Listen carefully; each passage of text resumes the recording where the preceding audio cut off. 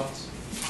Judge, I filed with the court a couple of memoranda, one on the public records issue, and then a trial memorandum that partially will respond to arguments of the board supervisor. And I'm not sure if this is the appropriate time for their motion, since they have the burden of proof on some issues. But I want first to look at and read through the court another statute that is, I think, food for thought, which is 16601. It's in a section called Tally and Returns. And it says, this is still in the books here, it says, as soon as the polls are closed and the last ballot has been deposited in the ballot box, the election board or the tally board shall immediately count the votes cast. The count shall be made public in the presence of bystanders and shall be continued without adjournment until completed and the results determined and declared. Now, you know, in the opening I had mentioned that you'll see in election statutes that really a lot of history of certain changes and developments. But this is public policy. Certainly there's changes to make it faster and how you record it, and I agree that they don't do that at the poll, but the public policy in this state is that the ballot counting process is as public as possible.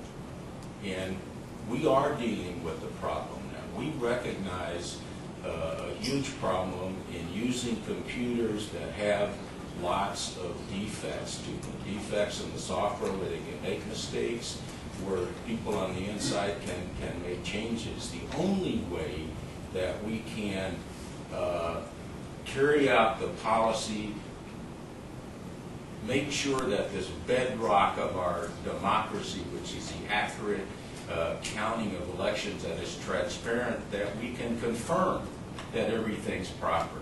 We'd love to look at get the database and see, yes, Pima County is doing a good job, and the next election we look and it's doing a good job, and the public can feel assured that they don't have to just count on one person, that yes, there's a public count, it's an honest count, and there are a lot of patriots, a lot of citizens, hundreds of people really that volunteer every election in this community, whether from the Republican Party or the Democratic Party or any other party. These are people that are at every stage to see that it's open, honest count, open procedures, that the election is proceeding in a transparent way. And you know, if you look at some of these statutes, what you have to do sometimes is say, okay, we know that's the goal. We know how important it is, and how do we get to that spot. You know, the 16445 is really definitely an oddball statute. One of the things you'll see and get to Joe Canfield State's election director is the first section is A is absolutely contradictory to E. So A says that the Secretary of State, the stuff you send them, they'll destroy it after 3 years. It says it'll be securely destroyed software in the expiration of a 3-day period. That's A. You go to E, it says each program, the stuff they send back to the county in 6 months. Those are clearly contradictory. That's what he said. That's the way it is. There's nothing in this statute, nothing that says that what's sent to the Secretary of State and sent back to the county is to be secret. There's nothing in here that says the election data that the county has of votes count is secret. And in fact, what's sent to them is sent before the election, 10 days before. They don't update any stuff. They send the kind of stuff that are logically what should be sent up is the layout of the ballot, so that they've got that information of what's in those ballots that's going to be used in the election. And now apparently, since they keep a copy of the secret software somewhere else, you don't need to send the software, so they've got that. That's the way that they say that system should operate. When the ballots are counted, all these things that are sent, they don't supplement this within a 48-hour period. Section B says if there's a revision, it should be sent up in 48 hours. What these guys were talking about, well, this data stuff changes it, and those are programs, they'd be sending that up every time they count. And of course they don't do that. And if you look at 16.444, the definition of computer program is the computer program, and this isn't, legislators try to do a good job, everybody, but it's not total rocket science or computer science. Computer program includes all programs and documentation. What's missing is data. Obviously, data is not part of the computer program. The database is not part of the computer program. You use the program to count the ballots, to work on the data to come up with the number. And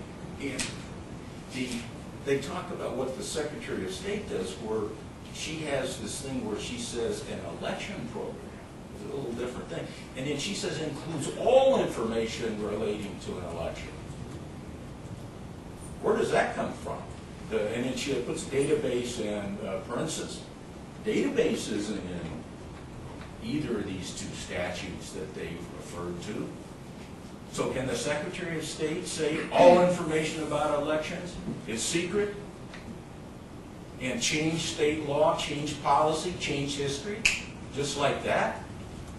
We're in bad shape if we've got a Secretary of State that can write a manual and eliminate our democratic system, eliminate the ability to count and verify the accuracy of elections. And if there are those ambiguities, we certainly don't consider the history, all the statutes, all of those things together and say, hey, are we working to get to a goal? And the goal is open, transparent elections. And so, now if you see what these different jurisdictions send in, it's hard to find it in the statutes. It's hard to understand what Pima County sends. They push the button and mirror and just dump everything to the computer, send it to the Secretary of State. What does the Secretary of State do with it? Nothing. They've never looked at it, and it doesn't matter if it's your home movies or whatever else. It's just never looked at.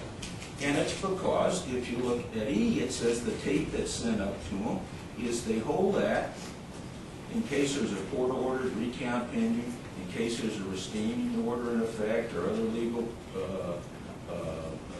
action that's pending.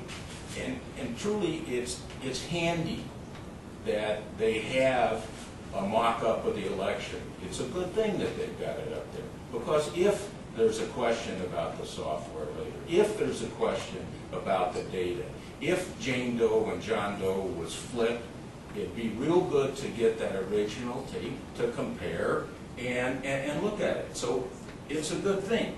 And even though even though there's nothing in here, the statute really that says that you're supposed to send those data, because the computer program is, that is a computer program, and documentation for the computer program, that's not the layout of the ballots. You send up the computer program, the computer software file. But you see in the election law sometimes that people, you work it to make it accomplish the goals. And I'm glad that that's what they send up. They should send it up. But you're not going to find anything in here that says that the public policy of Arizona has been revoked and that there's some tricky words in the language that has denied the people or denied the political parties that operate, all the parties on behalf of the people, all of them to see that there's a transparent election. Look at all those ballots that are sent out. All political parties get that information. That's absolutely the role. And we're not here in this court, and we're not spending all this time because of concern about a particular election. The suggestion that that's the case is wrong. This committee was formed, as you know, in 2003. Dr. Ryan did his research and report in 2003, and at every step, that report was sent to the county. We've been working with the county. We've been trying to improve security, to make sure that the election is transparent. Tremendous amount of effort to accomplish that goal.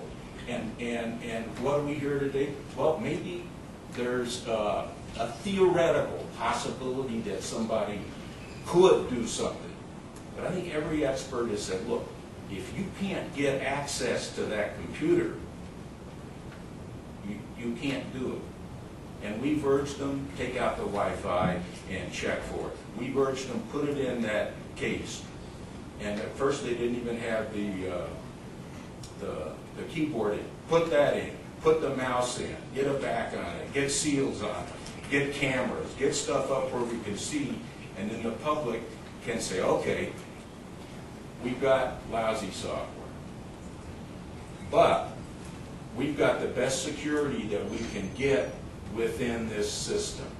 We've protected it. And I don't think you're going to hear one person on their side that can say, or I don't think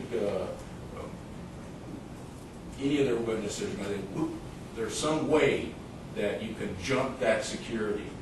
But inside that security, you know, if you think like the banks when they're counting money, and our votes are as important, if not more, they don't have somebody at the bank that's in charge inside a secure vault that counts the money and no one checks. And he takes, you know, he leaves there with a little suitcase every day or what goes on, and nobody checks on what's going on in that vault. No, you check. And it's the insiders that need to be checked. They could be nice people, people who have gone through security checks. We can't do security checks. It's not, that's not the way this stuff works. We need to have verification, we need to have the ability, and the public interest could not be higher than in seeing that the election process is transparent and correct and furthers the democratic goals which are the foundation and basis of our system. Thank you.